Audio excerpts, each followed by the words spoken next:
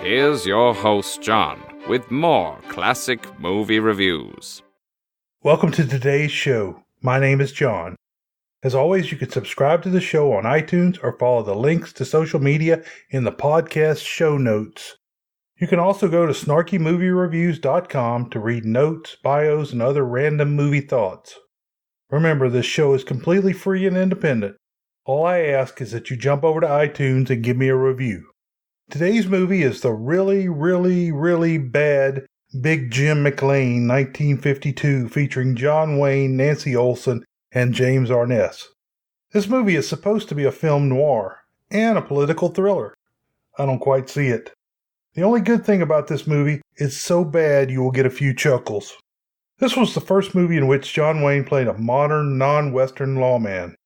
He went on later in movies to play a few other modern crime stoppers. The actors. John Wayne played the title role of Jim McLain, U.S. House of Representatives investigator. Wayne was covered in Episode 2, Chisholm, 1970. Nancy Olson was cast in the role of Nancy Vallon, widow, love interest, and provider of information. Olson was covered in Episode 81, Sunset Boulevard, 1950. James Arness played Jim McLain's partner, Mal Baxter, a real hothead. Arness was covered in Episode 50, Battleground, 1949.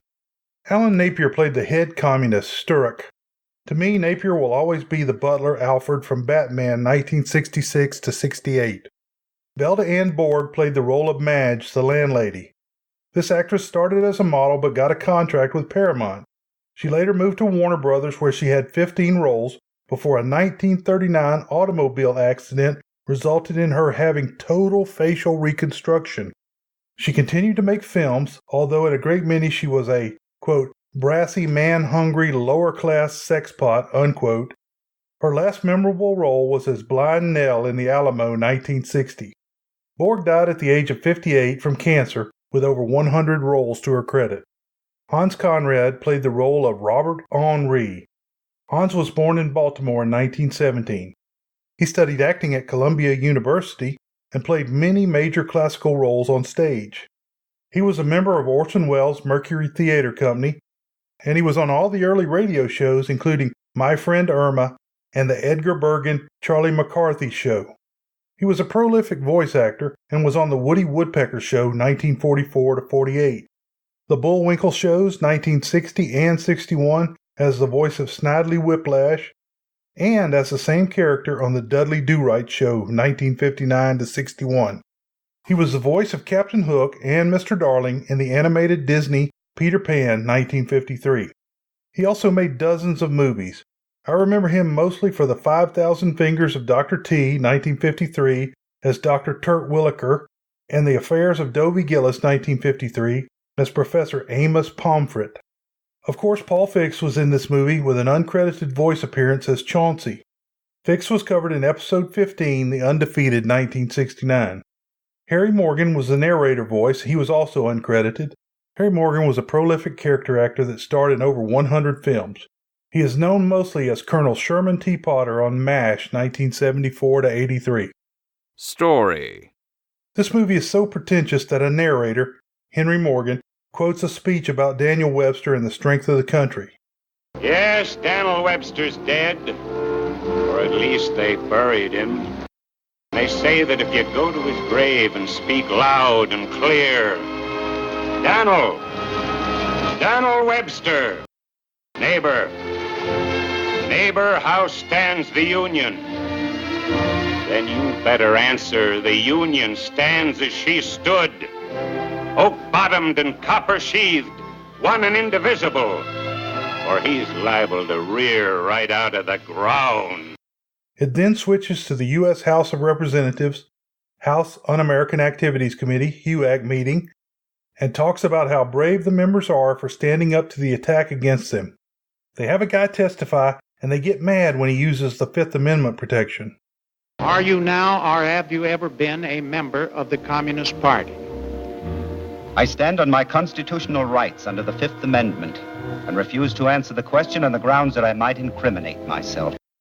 Right off the bat, this movie misses the point of HUAC. They show HUAC investigators Jim McLain, John Wayne, and Mal Baxter, James Arness, complaining about how much investigating they have done, and the guys just walk away. 11 months. 11 frustrating months we rang doorbells and shuffled through 1 million feet of dull documents and proved to any intelligent person that these people were communists, agents of the Kremlin, and they all walk out free. But HUAC investigators didn't go after crimes. They simply tried to find out if people had communist leanings, no matter how they got the evidence. If people were committing the crimes described, such as espionage, they would not have been pulled before HUAC. They would have been tracked down and arrested by the FBI. Anyway, Jim mentions that Mal hates the communists because they shot at him in Korea. The pair head back to their office, and the boss sends them off on a plum assignment to Hawaii called Operation Pineapple.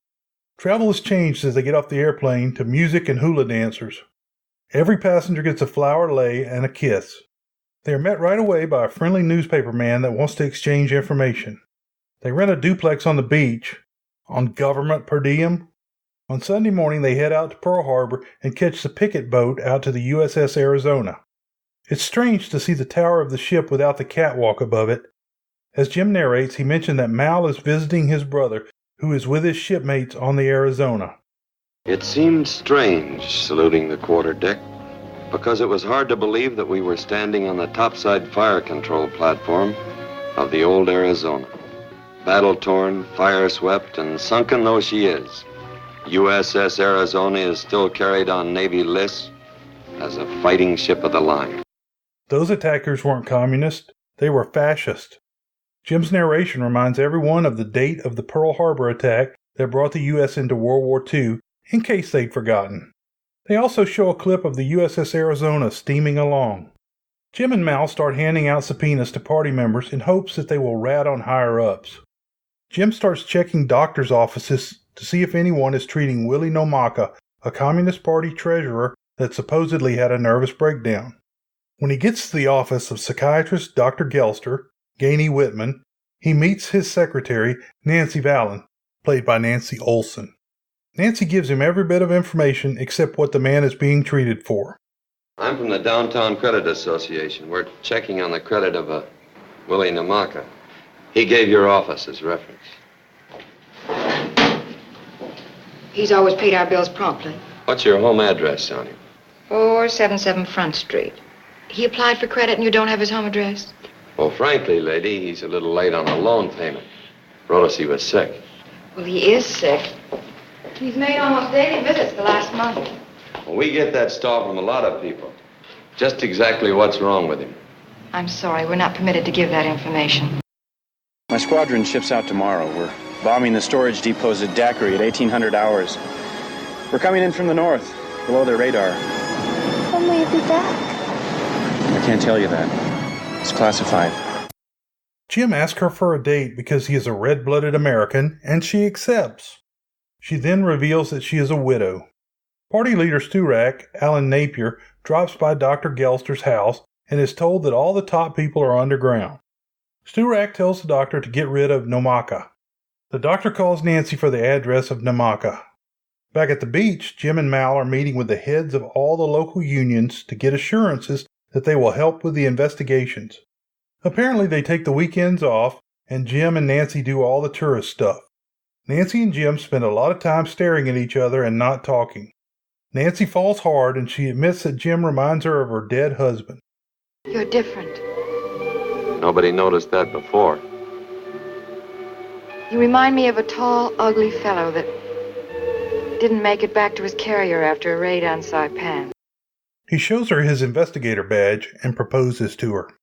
Jim and Mal get a tip from former communist Max that Nomaka has been drinking at all the local dives. He gives them an address. When Jim gets there, he runs into Nomaka's landlady, Madge, Velda Ann Bork. What's the matter with you? I told you to put the ash cans on the left. I can't keep opening the door every 5 minutes. Well, you couldn't have come at a better time, mister. She gives him the information that Nomaka had a breakdown and that the doctor has just been packing his stuff. A couple of shippers come in to pick up Nomaka's trunk. One gets smart with Jim and he gets the one-punch knockdown. Madge lets him take the trunk. Hard-hearted Hannah, the vamp of Savannah. She puts the full court press on Jim, but he evades. Say, how tall are you? 6'4". 76 inches. That's a lot of man. I'd appreciate it if you'd call me at this number if you get any information on Namaka. Anything you say, 76. Sure you don't want to rent that room? I'm already located. Everything's included. Laundry service, maid service, everything. Before he leaves, she mentions that Namaka has an ex-wife, Madame Su Young, working at the leper colony. Jim has the shipping truck detained, and they search the trunk and follow the truck after it is released. They discover the location where the trunk was delivered. In the evidence from the trunk, they find out that 10 bigwig communists have gathered on the island. Jim goes to the leper colony while Mal checks out sanatoriums looking for Namaka. Jim meets Mrs. Namaka, and she says she left the Communist Party and came to the leper colony to atone for her crimes. I left the party, wrote a full account of my past activities in association to the FBI, and came here. I suppose that I might atone for the injury I had done humanity. Mrs. Namaka says she has a letter indicating that her ex-husband will be returning to the religion of his youth. Jim and a naval translator go to the Shinto temple. They are told that Willie Namaka had been at the temple and raved about killing his brother, although his wife says he had no brother. The local police let Mal know that Dr. Gelster has been calling a certain sanitarium, and he goes there with Officer Jones and a warrant. The tough guard lets Mal in with the warrant, and he finds Namaka. The guard says he looks like he's on junk instead of alcohol. They can't get anything out of Namaka. Former commie, Max, that they have been working with, shows them his replacement, and the new man, Whitey, Robert Keyes, is running off a communist. Robert Onreed, Hans Conrad, comes in and delivers a rambling diatribe about history and communism. Filler? Yes, Mrs. Vallon, I've definitely decided that all the women must surely look like you. And so I hope you won't find it an imposition if I borrow your face as the model for the distaff side. Not at all, Mr. Onreed. I'm very happy you feel this way. Thank you, my dear. Mr. McLain, I hope you won't mind if I don't use your face as the model for the male half of the world's population. Jim and Mal meet with an immigrant couple whose son has turned communist. I know how useless it is to try to reason with those heartless men that have turned their backs on God. They reveal that they haven't seen him since soon before World War II, but his picture is in the paper, and it's Whitey. Madge calls Jim and says she has information about Namaka, but will only give it if he takes her out. She takes him on a bar tour before she is willing to give him the information she has. She is making a show for everyone around. You know, over here in Hawaii, we do things much slower than they do on the mainland. Oh, Manabanui. What's that mean? Well, it's hard to say in English. It means to take it easy, never to get angry at anybody. Why don't you keep your big fat feet out of the aisle? So that's what it means. Oh, Manabanui. Easy living and good manners. Nancy ends up on a date with a naval officer. Madge finally gives him the letter, but it's in Japanese. Then Madge's boyfriend comes in and raises Cain. Madge drags him out by his thumb. Jim has the naval officer translate the letter while he and Nancy dance. The next morning they find out that the letter tells that Namaka and company sabotaged the ship and accidentally killed Namaka's childhood friend.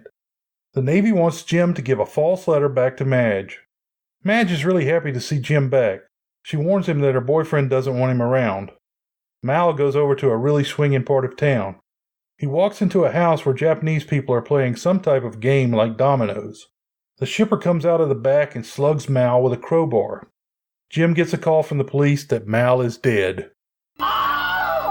He makes the ID at the morgue. Obituary. Name so-and-so, age such and such. Does this tell us about a young lawyer who went in the Marine Corps, who lost 8 feet of intestines in Korea, gut shot by a grenade made in Czechoslovakia of scrap and by machines that had been shipped from the States to somewhere in Western Europe, and then transshipped behind the Iron Curtain? Does this give you a picture of a guy who let his own teeth go because his kid needed bands on hers? Jim spends the next 3 weeks looking for Mal's killer. Eventually, he takes Nancy to the club where Namaka's trunk was delivered earlier. All of the communists are there, including the shipping guy that slugged Mal. He knows they are listening and he gives them fake information. The police have also bugged the room and hear Dr. Gelster say that he killed Mal by accident, giving him sodium pentothal, truth serum. Naval intelligence helps them track the commies. Sturak calls a meeting and Whitey is there. Sturak wants Dr. Gelster to confess to HUAC that he is a communist. You, my dear doctor, are about to become a red herring. You will go to this Un-American Activities Committee investigator and confess to being a long-time party member, disciplinary head of the top-secret 7th Cell of Hawaii. Their big plan is to cause a shipping strike to cut off supplies to the war in Korea. All except 3 of the cell members are to be sacrificed for the plan. Jim and some sailors leave for the meeting. They drop the Navy guys off at the gate. Jim and the reporter raid the meeting. Jim hits the shipping guy again and a brawl breaks out. I've had a belly full of this East Texas cotton chopping jerk. Did you ever chop cotton? No, I'm from the country club set. That chopping cotton's for white trash and niggers. The police show up and arrest everyone. They have a HUAC meeting in Hawaii, and all the communists plead the Fifth Amendment and get off. My job was done. I claim my rights under the Fifth Amendment and refuse to answer on the ground of possible self-incrimination. But in reality, there would be conspiracy, accessory to murder, and so on. I wonder how Mel would have felt about this Fifth Amendment. He died for it. There are a lot of wonderful things written into our Constitution that were meant for honest, decent citizens. I resent the fact that it can be used and abused by the very people that want to destroy it. Nancy meets Jim at the dock, and they hear the Marine Corps hymn as a diverse set of American Marines board a ship for Korea. Jim says, "There stands the Union," in response to Daniel Webster.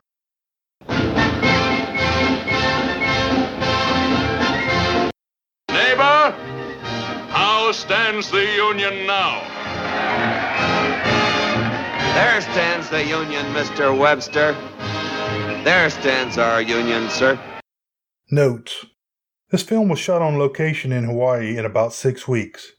This film was rushed to release to beat John Wayne's Jet Pilot and The Quiet Man to theaters.